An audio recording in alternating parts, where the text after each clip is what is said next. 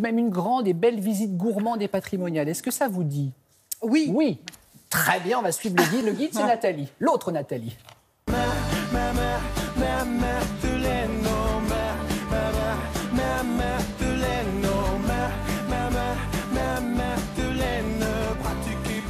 Bonjour Nathalie. Bonjour Damien. Ah, Bonjour on Nathalie. va partir. Nathalie. Oui, Hein. c'est générationnel. Grâce à vous, nous allons partir à Colombelles. Colombelles, c'est près de Caen, en Normandie, pour une, donc je le disais, visite gourmande patrimoniale à faire en famille. Je crois qu'on est de plus en plus nombreux à visiter des entreprises. On est demandeurs, nous.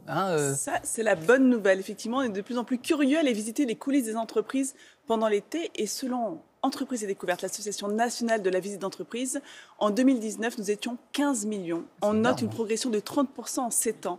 Et il y a de la visite d'entreprise dans tous les secteurs d'activité. Ce matin, je vous emmène effectivement faire une visite gourmande en famille, à côté de Caen, dans une entreprise qui a beaucoup fait parler d'elle à une certaine époque. Regardez.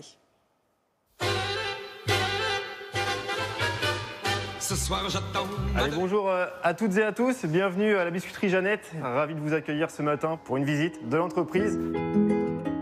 Cette célèbre biscuiterie au passé mouvementé fait partie du patrimoine normand depuis 1850. Ce que vous pouvez voir là, c'est la cellule de production, donc c'est juste une grosse cuisine. Tout ce qu'on utilise, finalement, c'est ce que vous avez à la maison.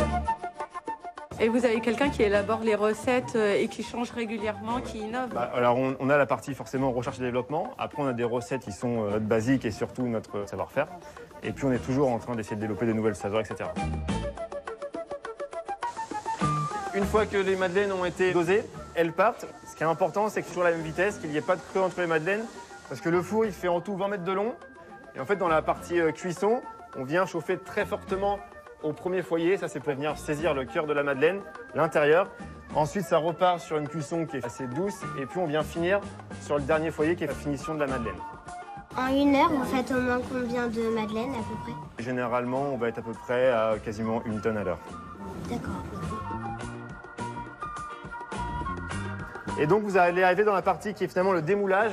Les moules, une fois qu'ils sont démoulés, ils repartent pour se faire re-remplir de nouveau. C'est vraiment un circuit fermé. Les madeleines, elles arrivent ici, donc il y a les filles qui sont là pour les réceptionner, les mettre en boîte. Et donc les filles contrôlent que les madeleines sont bien à l'intérieur, qu'il n'y ait pas de soucis, qu'elles arrivent bien toutes emballées. Je fais plus de cartons que de madeleines. Il n'y a pas plus de cartons que de madeleines, mais effectivement il y a beaucoup de cartons. Ouais. En même temps, sans carton, on ne peut pas envoyer nos madeleines, donc on est obligé d'en avoir. On va passer maintenant à la dégustation. J'espère que vous avez faim. Oui. Allez les enfants.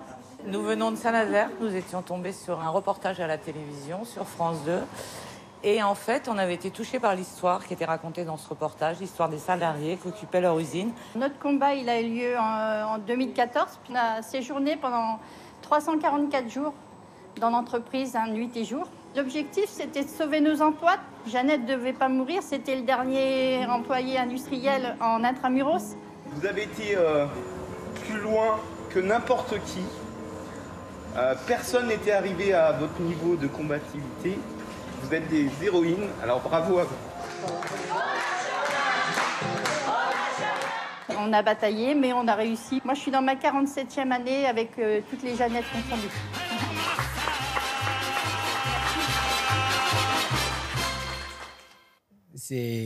On les sent vraiment intéressés. Je pense qu'on fait miam miam parce que je pense qu'évidemment ça sent bon la madeleine quand on visite cet endroit. On attend la dégustation avec impatience.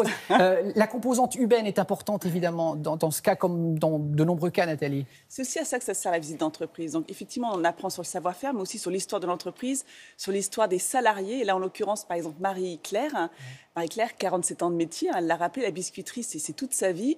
Et tous les matins, elle est là, quand elle entend les touristes venir, elle va les voir. Le contact humain est important pour eux, raconter l'histoire de l'entreprise, faire goûter les madeleines à la fin de la visite. Donc, c'est vraiment... la dimension humaine est très, très importante dans cette entreprise. Et je voulais aussi vous présenter le nouveau repreneur. Il y a un an, il a repris l'entreprise du haut de ses 87 ans. Vous allez le voir en photo. André Réol. Il est incroyable. Il est rempli d'énergie. Il est dynamique. Il a plein de beaux projets pour cette belle entreprise. Ouais. Et il espère... On ne devrait pas tarder à le voir. Voilà, regardez-le. Voilà, André. Comme quoi, manger des madeleines, ça maintient en conserve. forme. C'est ça, c'est vrai, ça donne du dynamisme et d'énergie. On n'a pas- Et il souhaite désormais développer la marque en France et à l'international. Très bien, vous n'avez pas entendu Mme Marie qui nous a dit il n'y a pas des madeleines, Bah oui, dit-elle. mais j'attends la dégustation. Mais non. Mais On va- règles sanitaires, c'était Ah, mais compliqué. c'est On va vrai. apprendre à en faire, Ah, c'est Nathalie. vrai. Bon, d'accord, tous On les va deux. faire atelier Madeleine Oui, à- après l'émission 9h30. Oui, d'accord. On fera des photos, on vous montrera à quoi elles ressemblent, nos madeleines. Je crains qu'elles ne soient plate. Hein. Bon, en tout cas, allez voir des vrais fabricants de madeleines du côté de Colombelles. Donc, c'est à côté de Caen, en Normandie. Merci beaucoup, Nathalie. On va continuer.